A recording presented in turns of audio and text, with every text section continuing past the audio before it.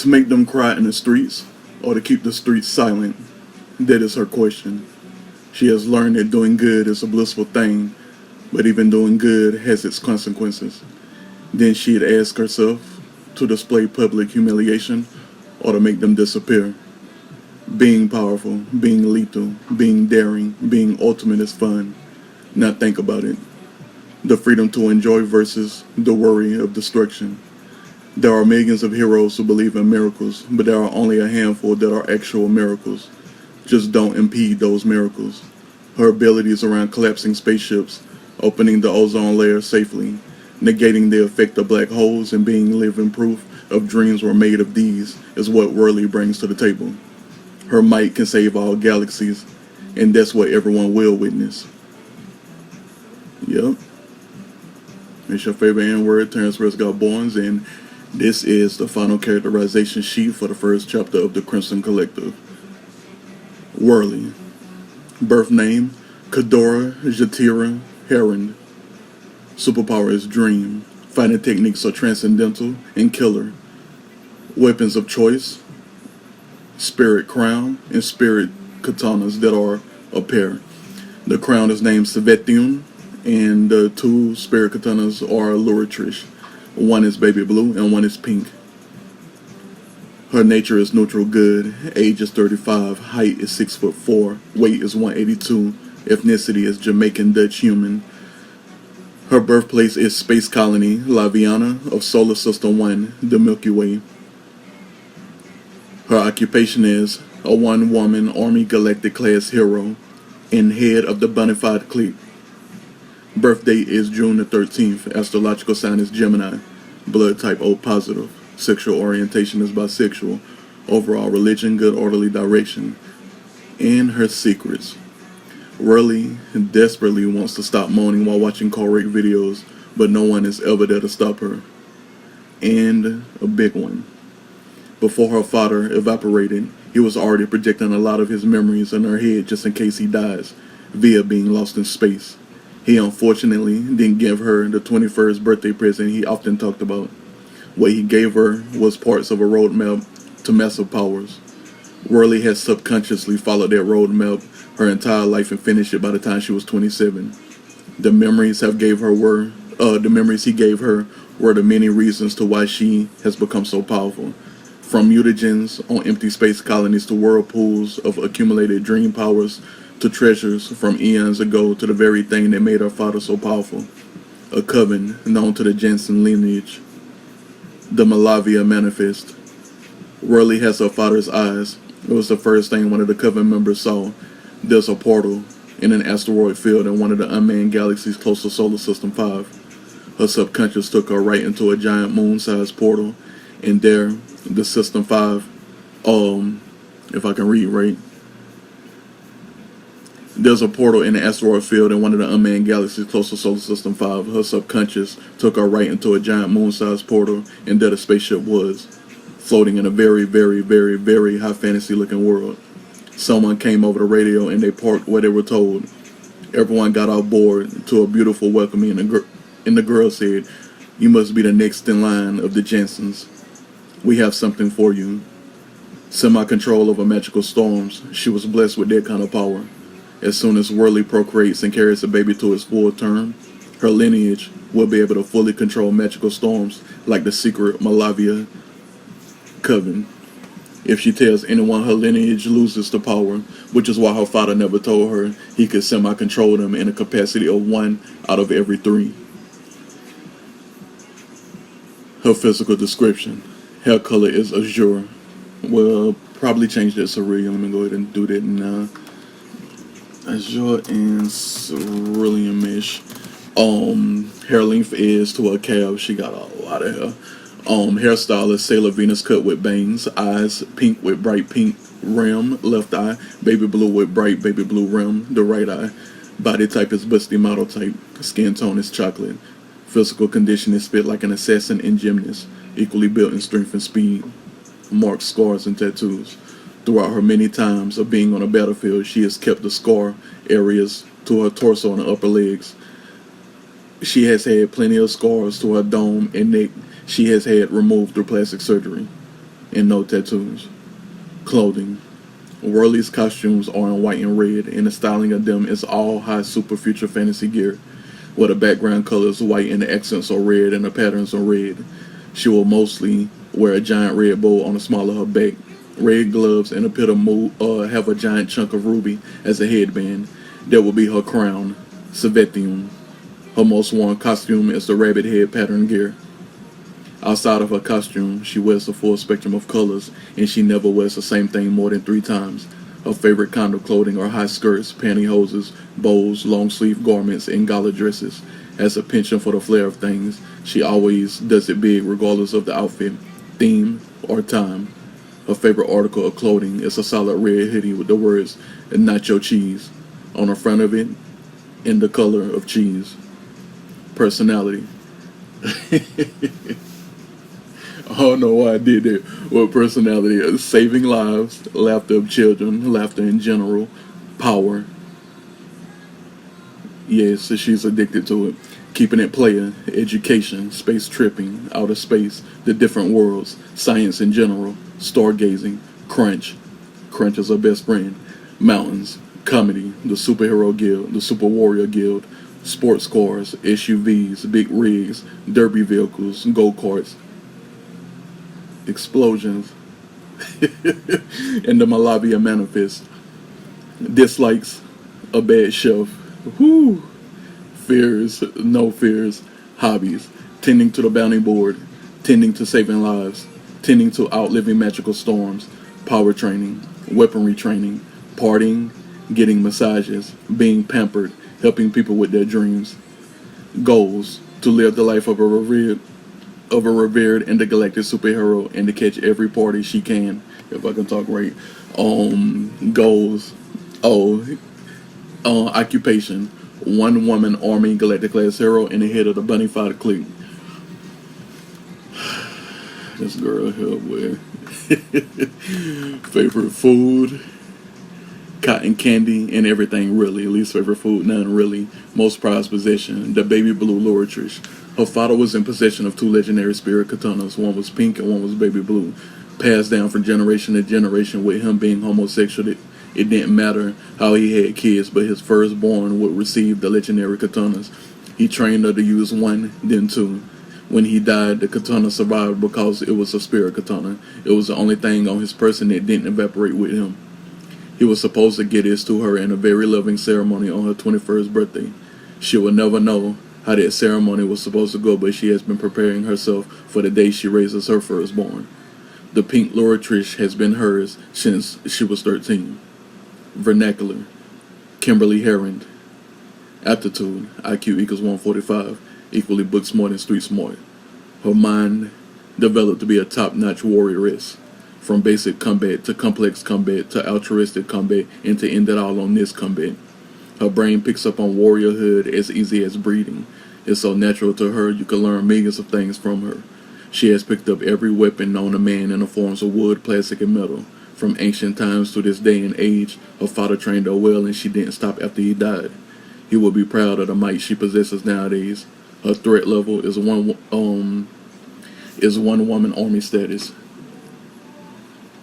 Psychological condition. The scarring of her bio fodder being taken from her right in front of her eyes is traumatic entirely, but she is completely sane.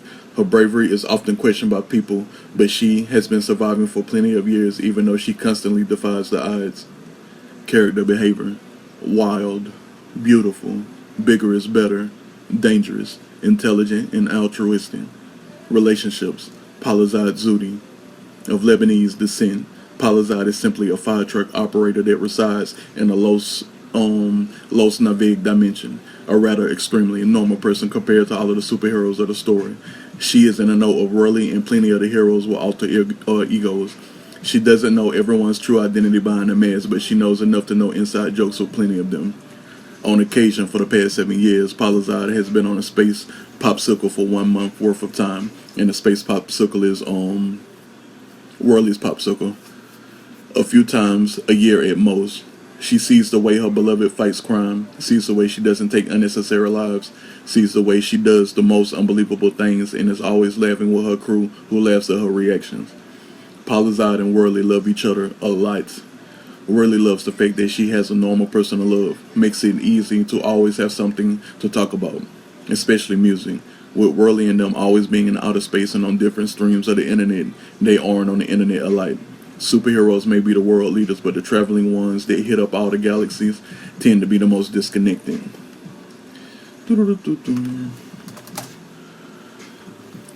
Polizad helps Whirly stay on her political game in ways her crew can't, as well as in ways other superheroes can't. Besides, the normal escape she provides helps Whirly stay the dreamiest of all superheroes. One of Polizad's favorite things to do is create songs that talk about the current state of humanity. Polizad is a smooth gangster with the guitar, and her singer voice is electrifying. When Whirly isn't on the battlefield, flexing her warrioress muscles, she's in zero gravity with bass melting her headphones because of Polizad's voice. And then moving along, social under pressure problems. Her bravery is adjusted constantly to the fact that her father died in a magical storm. Zovity was known for causing them and training people on how to survive them. One day, one was just sneaky and got him right in front of the eyes of Whirly. While they were out power training, they were power training for 4 hours straight. The longer they trained, the bigger the magical storm was going to become. Whirly was 17 when this was going on, was training her teleporting ability, and was having the time of her life. When Zovity was talking to her before the magic storm manifested, he was standing atop a small cliff. He didn't predict the face of the storm coming down to where he was. Miscalculation on his part that resulted in him evaporating and becoming a ghost right in front of her eyes. Whirly wanted to die with him right there, but his spirit prevented her from going forward into the storm that was about to move in her opposite direction. For a long time, she stood still, unable to do what she wanted, completely petrified, resulting in a complex of her always running into the face of danger from then on out. Whirly still hasn't forgiven herself for not grabbing him and pulling him out on top of not dying with him. Beliefs and morals. Will never be afraid ever again. In my Robin voice, that is non-existent. Positive characteristics. Keeps it welcoming. Even in the face of evildoers, has been known to save everyone in the most desolate ratios. The queen of partying can be considered a mental therapist without having a license. Negative characteristics. None really. Background and current information. Alright. So, like I was saying on the Boswell characterization sheet, I felt like there needed to be some more characters because there was a front line of the story, and that's where the heads of Purge would be minus Crisis, because he is going to be dealing with the keys, or not the keys, or puzzle pieces that come around his neck and whatnot, and since it's blood of a whole lot of species that they don't even know, including humans and gods, they are beckoned and believe that they should stay together. So everybody on Crunch's spaceship is not going to go to the front line, but they have a front line of superheroes that go and try to fight the alien invasion and whatnot. And that's when I came up with Whirly and everybody else. A little while ago, I started doing part 2 to my X-Men fanfic, and I've been following Kimberly Herron for a while via Raylia Lewis from America's Next Top Model when she shared a photo of her, and I was like, wow, this girl is beautiful. So eventually I would make a character that looks like Kimberly Herron, or make a character based off of her. And in this situation, and the X-Men fanfic was when I first made a character based off of her, and she's this character called Trainwreck, which is a Titanus wielder type of X-Men who can do the things that Rogue does with the ultra strength, the flying and things like that, but not the whole ability copying succubus life force draining thing. She is called Trainwreck for a reason, because she is known for picking up trains and throwing them at other superheroes and supervillains. And thinking about that, when I was coming up with the next characters for the front line, I was like, since I like her so much, I might as well go ahead and make her be the black chick character of the 10, because it started off being one Indian, one Asian, one white, one black, one Latino, of male and female, and she was the one I chose for the black female character. So that's how Whirly was initially created, and then I had to go around to find all of the faces of the other characters and whatnot. But Whirly's original origin, I dead ass do not know how I came up with all of the stuff for the characterization sheet, but I know initially when I made up Whirly, her superpower was going to be Dream, and she was going to be known as the dreamiest superhero of that universe. And after that, that's when I started coming up with everything, and this is how it goes. So, birthplace, space colony Laviana, solar system 1, the Milky Way. This space colony acts like the moon of Mars. Her family is Camilla Narnia Heron, bio mother, 72 years old. Then Zero Corrigan Hapstone, the other mother, 75 years old. Her mother is a lesbian. Zoviti Kano Jansen, bio father, 72 years old, and if you're connecting anything, he looks exactly like Kobe Jansen, a porn actor. Mythica Nora Hapstone is her sister from her other mother. History. Kadora Jatira was lucky. Her father was a great revered intergalactic superhero who was mostly known for scientific findings on magical storms and has a twin sword game so mean you'll think he was a triple platinum recording artist. Her bio mother was the chief of staff at a hella important hospital, but she could also perform neurosurgery, prenatal surgery, labor surgery, plastic surgery, cardiovascular surgery, and aero surgery. She was a masteress with the scalpel. Her other mother was running SWAT game as a civilian and the hero. She had all the role models to instinctively seek beauty, brawn, and brain. So she did. Her father would have her balance herself on his hands, arms, shoulders, and head, as if she was going to become a trapeze artist. Then went into gymnastics as soon as she was allowed. Her father wasn't fortunate enough to be her coach, but Kadora Jatiro was fortunate enough to be considered an Olympian to be. Then she was considered a martial artist Olympian to be. Then she was considered maybe she could be a doctor to be. Then she was considered she's going to be a world leader. Oh wait, maybe she'll be just like her father. Then she was considered a prize team model to be. All kinds of things were going on for her, but she never left her textbooks too far behind. All her life she would study her homework on the back of giant griffins as her father drove it.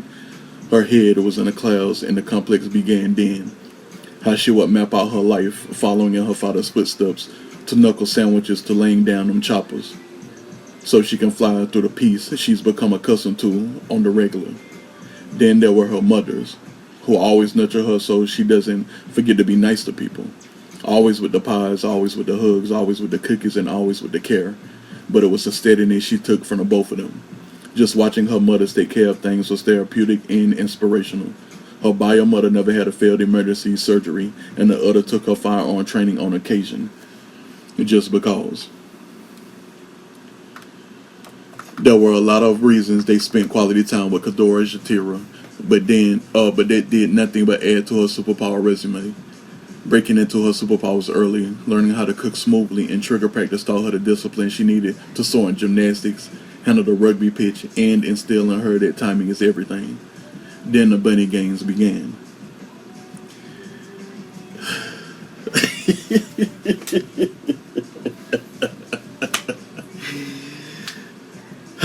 Be prepared to hate me, because I was really digging deep to make this one up. Then the bunny games began. There were instances where no one could locate Kadora Jatira. Then all of a sudden, she would return home with her hair blown out and straight into ultimate completion. Mysteries upon mysteries as an entire space colony of Laviana had to deal with the giant red bunny heads appearing everywhere. Then the bodies of a law-abiding citizen and the body of a troubled person appearing around the space colony in the most insane places. KJ was definitely a part of it, but no matter who was investigating, no one can pinpoint any of the girls that were disappearing for hours. There was no way of tracking them with cameras being disabled all over the space colony. That was one of the many mysteries. Dead ass, all surveyors could not understand how the cameras were working but disabled at the same time. Then produced deliveries in true abundance were being made with no manifest to the space colony. disregarding all of the farmlands on the space colony, the nature of it, and general way of life. But when the fields start producing more vegetation, everyone truly got concerned. Whatever was happening felt like a god or a goddess was doing too much, because when 75% of the women and young ladies at the space colony got pregnant at the same time, that was enough. The bunny games were weird blessings that dealt with duplicating the life force of many mighty young teenage girls. Her name was Bunny Bounds, a glorious goddess of tons of mystery that barely steps out of this reality to be seen. She travels the universe, sis. Not just this universe. She's one of those like super mad eon 14 bajillion years old goddesses that just go to random universes at will, and she go around just doing good things, because you're about to find out.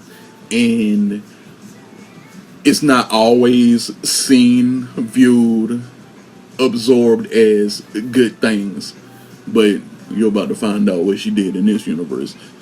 She travels the universes just to borrow the time of little girls with high arrow promise. She asked them, "What would you like to do? Tell me your wish." KJ was simply one of the 25 girls that Bunny Bounds kept borrowing. All she would do was open up her magic boutique of a salon and get the girls everything they wanted, by providing them a version of who they needed when they were younger. Some of the girls who were born under lucky circumstances like KJ didn't really need anything, but the other girls who needed positive motivating forces had powerful vessels deliver their pampering. KJ wanted for nothing. Others wanted a lot. The ones who wanted something caused the sacrifices of a good person and a bad person every time somebody got their wish granted. 2 people were killed, either or. The girls would choose, then others said no. The entire time, one by one, they would all see choices made, and the goddess would talk them through a lesson of mass importance. KJ was the final girl to get a wish. Watching all of the girls make bad decisions that resulted in 2 people dying versus the abundance Bunny Bounds provided was alluring, puzzling, and it made her entirely curious. Instead of making a wish, KJ asked her, "Why are you doing this? Do I have to make a wish? Ho, why is you here?" Bunny Bounds was confused to why she would ask questions instead of rightfully making a wish because she was chosen. She asked KJ to take a seat for the 25th time so she could doll her up once again and answer the questions with, "Firstly, hoes put in work, and this is what I'm doing.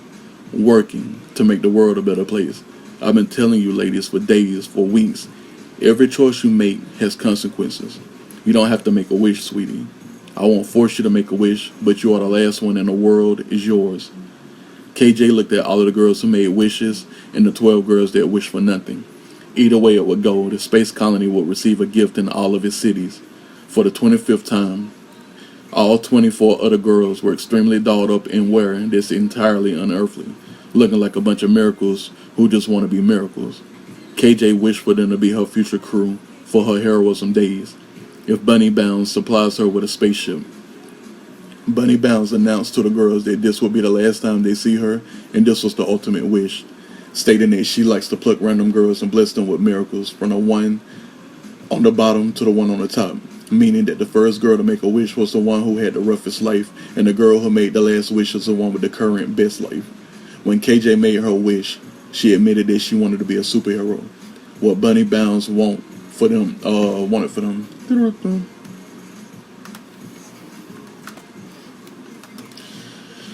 What Bunny Bounds wanted for them is to be able to protect themselves because they are still women, to be in a world full of men.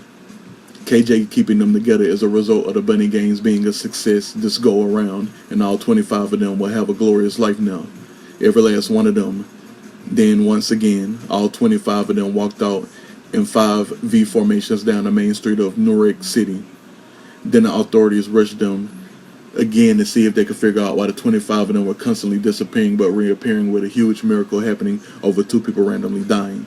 This time, the president of the space colony died, and a lunchman at one of the schools died, on opposite sides of the space colony. Everyone that goes to that school realized that the lunchman was a good guy.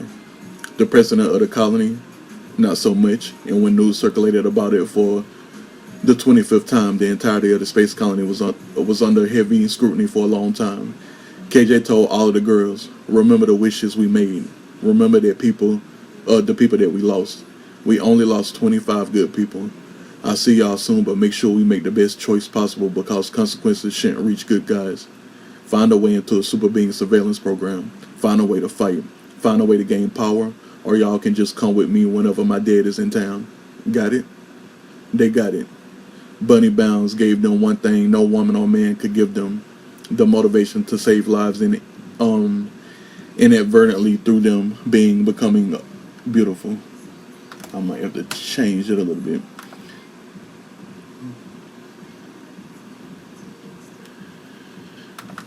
Yeah, just take out the bean. Okay. The motivation to save lives inadvertently through them becoming beautiful. To match the outside in, the psychology of the girls born under unfortunate circumstances changed as they took the lessons to mind, body, and spirit. KJ immediately wrangled the girls so they could grow up doing the right thing until her spaceship comes through. Then it finally came through on the day of her high school graduation. The space colony blared her name and told her to come to a specific port. Uncertain of what is going on, the other 24 girls went there too, and all of them saw the space popsicle. The girls were like, "Was this your father's spaceship?" It wasn't. It had to be from Bunny Bounds, and it was when she was given a box with a digital user's manual guide for the spaceship. All of the details to make the artificial intelligence bound to the crew, and 25 tickets that hold 25 million apiece for the girls. They were all oddly still connected. Then Whirly said to them, "It's time to be superheroes." Home. The space popsicle. It looks like a popsicle. A very blue, the white popsicle with a stick that has a joke on the tail end. The joke reads, "What are two fingers to a bulimic?" Dessert. Bold. Capital. Hella neon blue lettering that disappears when the engines are used. The entire bottom area, the cubic sides, hold engines and the boosters for forward flight to maneuvering flight. The ship is half the size of the moon, and she has a bona fide crew to keep it up and running. One of the crew members is a very powerful portal wielder that uses a superpowered chamber to help her ship get across the stars so she can hit up as many bound boards as possible. Because her ship is aerodynamic, its speed is slightly faster than other incredibly large spaceships. The ship has been altered many a times to the point it has two faster-than-light drives installed in it, and the crew as well as Whirly handles it well. So, like I said, the faster-than-light drive was an idea taken from dark matter, and when they use it, they travel faster than light, and they go in it one end of the spaceship to the back end of the spaceship, and they come out the front end of the spaceship to the back end of the spaceship. Using two of them at the same time means you're going 4 times faster than the speed of light, and they be zipping throughout the universe. And in all of the cases, the space highways are straight lines, and the space highways cover a great huge amount of space at a time, and they are always in between 4 lines of these beacons that blink certain colors so you know which part of the universe you're in, like which quadrant and things like that. And they be zipping through there, and Whirly will be like Space Command getting her schedule so she can zoom safely from one spot to the next. And because the space highway is so big, when they faster than light, they're faster than light in a straight line. So there's nobody else in that lane when they do it. So they always have safe flights and faster than light. And she'll give the command center the coordinates to where they want to stop it, and you know they figure out what's everybody else's schedule that's on the highway at that time, and then they tell her that at this specific time, that's when you can jump faster than light and get to your destination. And that's just how space travel goes on the space highway and whatnot. Now, when you off of space highway, good luck, because if you faster than light outside of the space highway, you could literally crash through asteroids, crash on a planet, go into a black hole and things like this. So that's why the space highway is so important, and people usually do not travel faster than light outside of space highways. But moving right along, possessions. Savethium. Back about 4 zillion years in Edgemere, there was a queen by the name of Savethium, a gorgeously benevolent queen who had an affinity for rubies. loved them so much that her silverware was rubyware. Her entire palace was made out of rubies, and she enjoyed having a ruby nation. When she finally grew tired of life, she said she accepted death. When she died, she left behind a 1 foot in height diamond cut ruby. Staring into it long enough, you could see her Haitian-esque facial features and her current spiritual mood.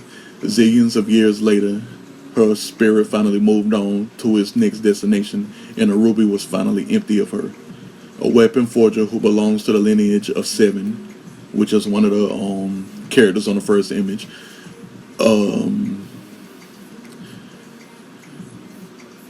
The one day Then one day, Whirly met Seven. They got to talking, and Whirly wanted a weapon built by him, as well as Seven wanted to build a weapon for her. And Seven was already a legendary status blacksmith because it runs in his family, and he was raised to be a blacksmith and things like that. So him making weapons out of anything and making them into like the main weapons of the story and other weapons around the way throughout the universe, he can do that, and he provides many of the characters in the story with their spirit weapons.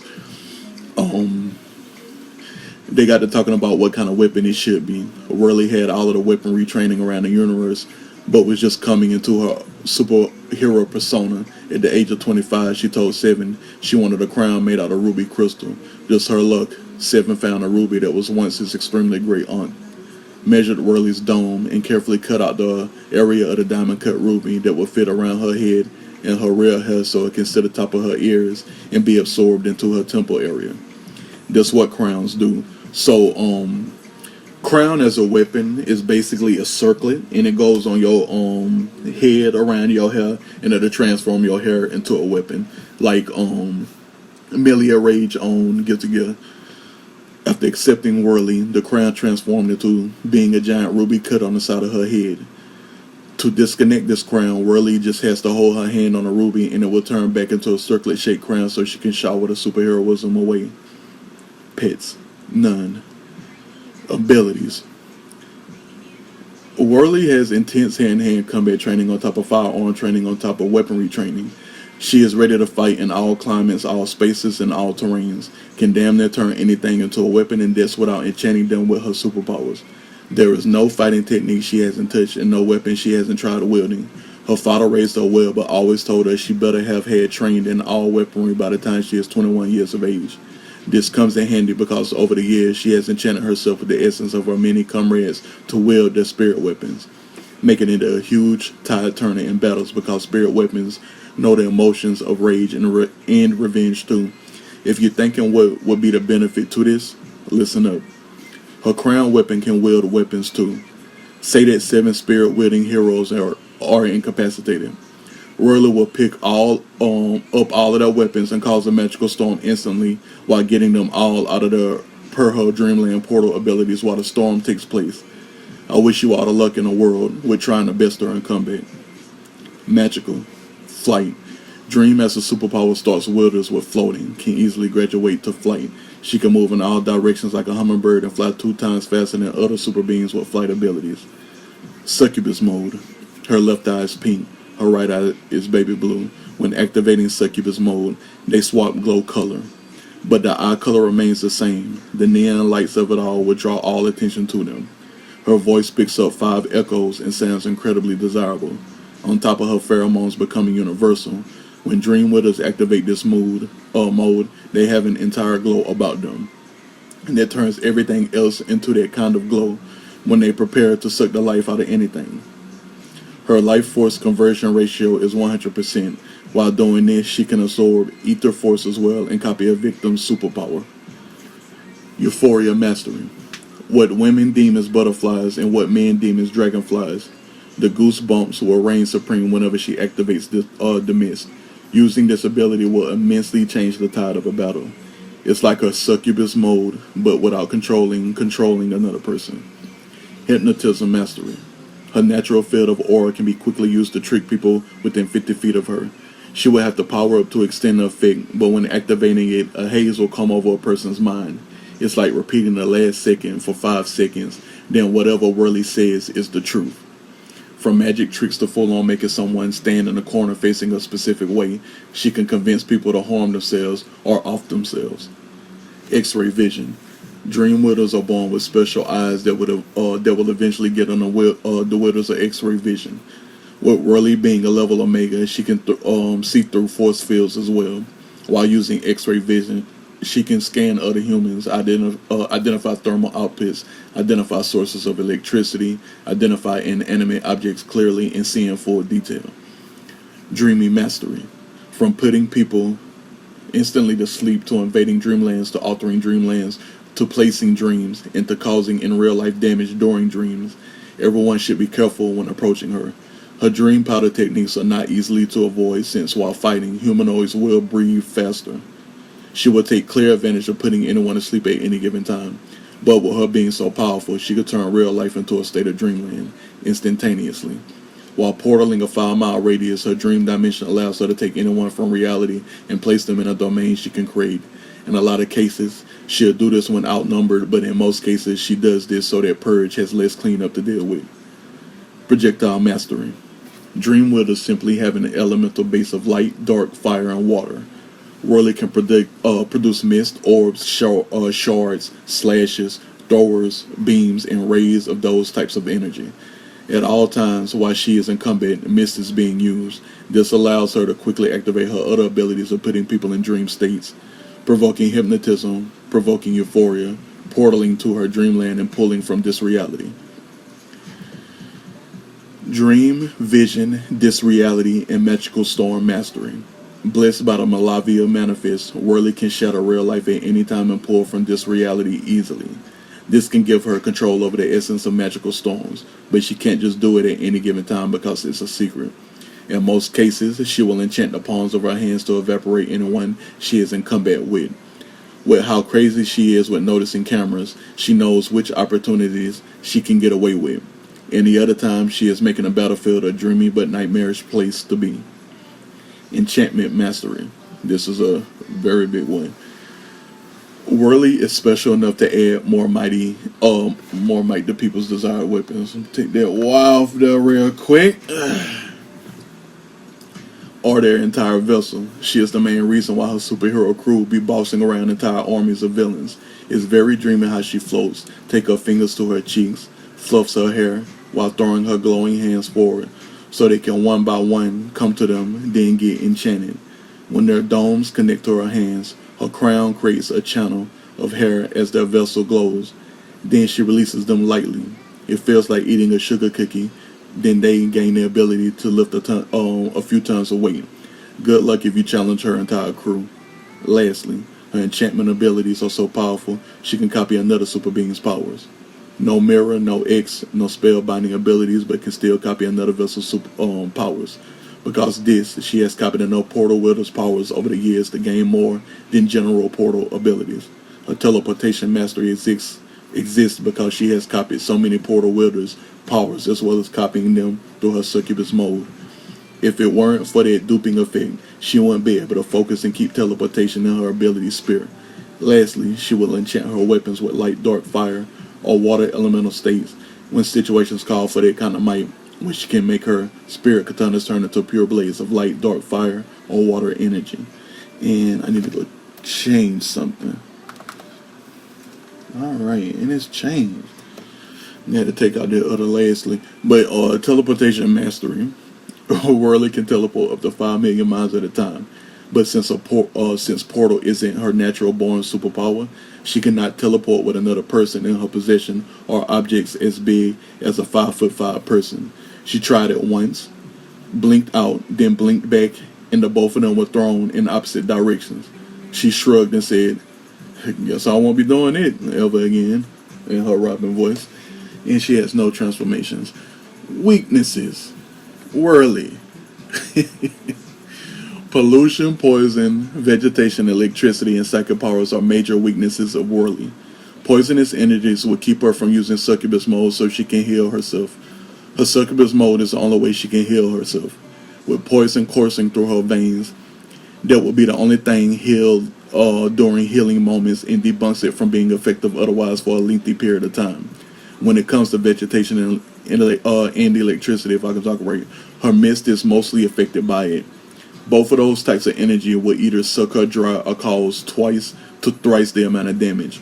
Psychic powers would disrupt her entirety of altering reality, euphoria, dreaming, and hypnotism powers, meaning that she can also do a lot of damage to psychic wielders as well, because dream and psychic both deal with messing with the mind and whatnot.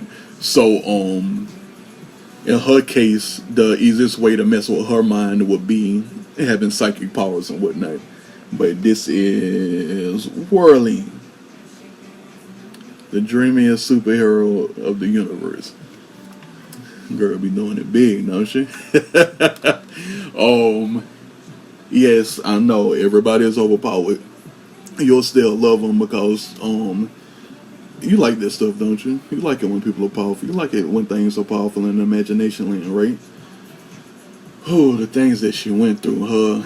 When her father died, it was like you know how people converse when they're like 7 feet away from each other and whatnot. It was like that, and he was like getting her prepared for the next lesson of magical storms and things like that. And he counts it all the time, so he knows when he can control them and when he can't. And he will not control any of them in front of anybody unless it's away from obvious. Like, he has to be able to get away with it, and that meaning he would have to be not facing it, because if he's facing it and it looks like he's doing something, concentrating and moving it around and things like that, then somebody would be like, what's going on?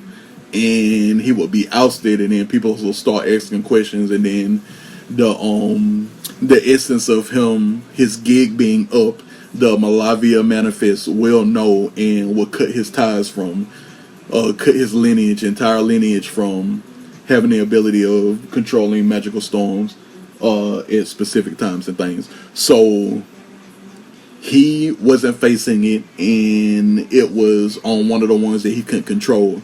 And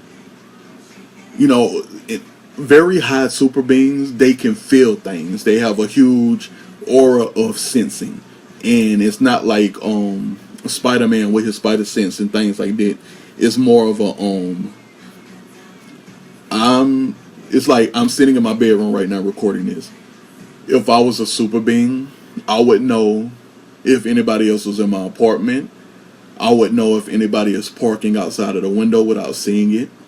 I would know if anybody is moving upstairs, or the next door neighbor, or the neighbor across the hall, things like that. Depending on how powerful I am, the radius and diameter of my sensory ability would increase. So he was standing right there. He was thinking that he was in a safe zone because, they just did a lot of teleportation, and they did it in the teleportation area. They teleported in the area behind him, over the cliff in that huge gaping area of the valley or whatever. And that's where the magical storm was going to go down and strike. And at that time, he didn't disconnect all of his powers, right? So he was just standing there in a magic storm when like a whole situation of a lot of energy is being used, and it's for a long period of time. In this universe, super beings cannot fight for a long period of time because the magical storms will come out from all of the arrow energy in the area. And it came down chasing all of the energy that summoned it. So when he didn't disconnect, it was coming after him, and he was talking to his daughter, and he simply was not paying attention, and the energy came down on him and moved over past the cliff to go and collect all of the other energy. And that's how he got killed. So that's a little information about magical storms. But I'm going to go ahead and dip, because I have a whole lot of character design to do, and I've been looking forward to this moment ever since I did T.L.J. Morris's characterization sheet. I'll at y'all later. Keep it peaceful, and remember, we are in the trenches together, so be nice to the other 99%. I mean it. Mwah.